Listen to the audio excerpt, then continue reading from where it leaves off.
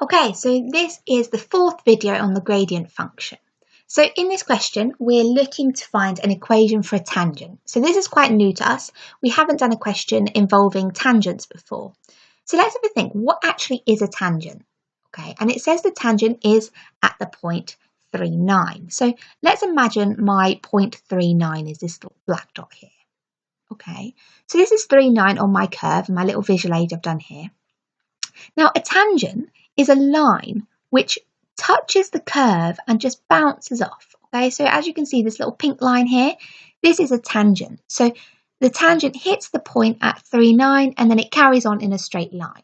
Okay, notice here that the tangent is a straight line, so its equation will be, okay, I hope you've just said it, y equals mx plus c. Okay, because it's a straight line, so it's got this equation here.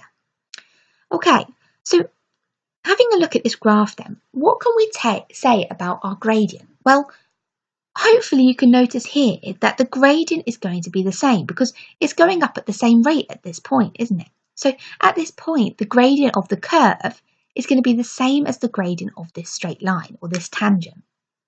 Okay, cool. So they've given us y here, y equals to all of this malarkey here.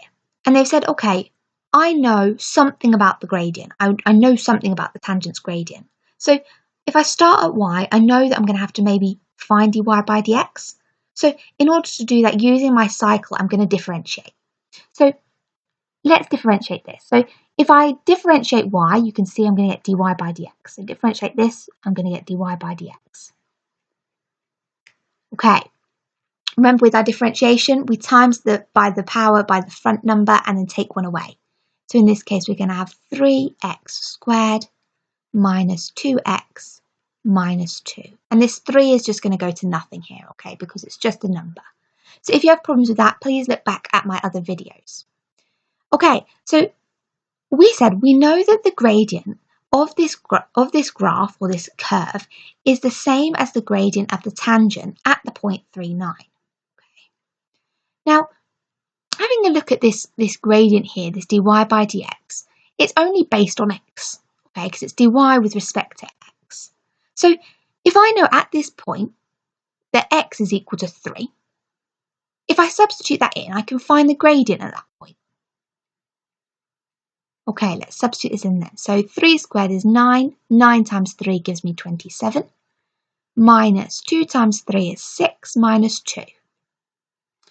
Okay, so let's simplify this. We'll have dy by dx is equal to, okay, 27 take 6 is 21. 21 take 2 is going to give me 19. Perfect. So at this point then, the gradient of the curve is 19, which we know that the gradient of the curve and the tangent at this point are the same. So the gradient of the tangent is also 19. Now, looking back on the third video, we know that this is representative of my gradient. Okay, so m is the gradient. So if I substitute this in for the tangent, we're going to have y is equal to 19x plus c. Now, this is not like any other equation I've seen, mainly because there's a plus c. Okay, when we deal with equations, we never have plus c's involved. It's always numbers.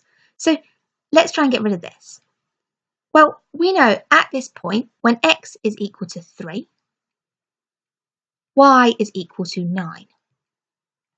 So by substituting this in, we're going to have 9 is equal to 19 times 3, which is 57, plus c. Okay, so upon rearrangement then, we're going to have 9 minus 57 is equal to c, which if I type that in my calculator, we're going to have minus 48. Okay, so the value of c is minus 48.